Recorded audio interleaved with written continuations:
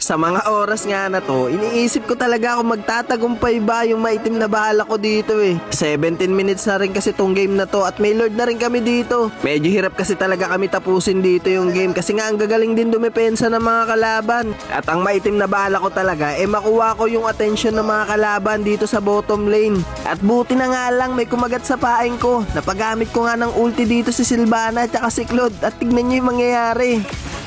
Nakapag sell and buy pa nga ako dito for today's video. Sabay si Bat na para bang nothing happen. Dala. Tatakas na. Ini bencana. Grabe, nabit yung mga ulti nila. At dahil nga sa nagawa ko na yun, nakabasag ng 2 tore yung mga kakampi ko. Pero akala ko talaga matatapos na nila yung game kasi nga nakuha ko na yung attention ng 2 kalaban eh. Pero hindi pa rin pala talaga sapat yung maitim na bahala ko na yun. Sa kasamaang palad pa nga, napitas pa yung 2 kakampi ko dito. Sayang, ulo kami napatay. Out na. At dito nga, sobrang laki ng pagkakamaling nagawa ko kasi hindi ko inaasahan na meron na rin palang maitim na balak sa akin yung Gusion. Nakatago pala siya dito sa damo kaya mapipitas niya ako. Hindi rin kasi talaga basta-basta tong mga nakalaban namin dito eh. Kaya hirap na hirap din talaga kami tapusin tong game na to kasi nga malalakas din talaga sila. Napitas nga rin nila yung Granger namin dito tas isusunod pa nila si Khalid kaya 2 na lang yung matitira sa amin dito para dumipinsa.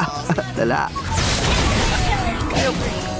At dito nga, akala ko talaga katapusan na namin kasi nga kumpleto pa yung mga kalaban. Pero sobrang gandang depensa nga ang nagawa ng aking mga kasapi. Napitas pa nga ni Odette yung Gusion na jungler dito ng mga kalaban. At na-buy time nga rin ni Lapu-Lapu yung 3 kalaban dito kaya hindi pa nila natapos yung game. At pagkabuhay ko nga, agad-agad na nga rin akong dumipinsa. At sakto nga, naabutan pa namin si Sylvana at si Diggy. Ay! Tara na! Tara, end. Nag-chat na nga ako dito na i-end na namin kasi nga 2 na lang yung natitira sa mga kalaban. Kaso nga lang, Lilia pala yung natitirang mage nila dito at sobrang lakas na ito mag-dip. Kaya naisipan na lang namin mag-lord. Sige, Lord. Gusto niya Lord eh. Tara, Lord. At habang nakapokus nga kami sa Lord dito, ang ganda ng nagawa ng Odette namin kasi nga mapipitas niya pa dito si Claude. Kaya na, isa pa tayo pa. Go. And the ball mga tropa. Let's go. Tas dito nga guys, nagulat talaga ako kasi nga hindi ko inasahan yung sumunod na nangyari. Tignan nyo.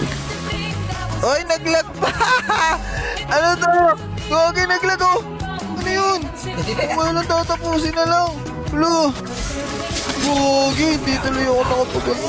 Nararanasan nyo rin ba yung mga ganyang klaseng lag paminsan-minsan? Pero inayaan ko na nga lang yun at nag-focus na lang ako dito sa game. Hinanda ko na rin yung sell and buy ko para kung sakaling talunan uli ako ni Sylvana, makakapag-sell and buy ako. Kaso nga lang, yung pinaplano ko ditong maitim na balak, si Muntun, meron din palang pinaplanong maitim na balak. Tingnan nyo, lala. Wala, naglag! Gogi! Ano yun? Ang daya talaga! Ano yun, guys? Kulo! Tayo! Buti lang natapos na. Ano yun? Ba't ganun? Naglalag! Tayo! Lalo! Kung natalo talaga kami doon dahil sa lag na yun, magrarally talaga ako sa harap ng opisina ni Munton kahit ako lang mag-isa. Lala!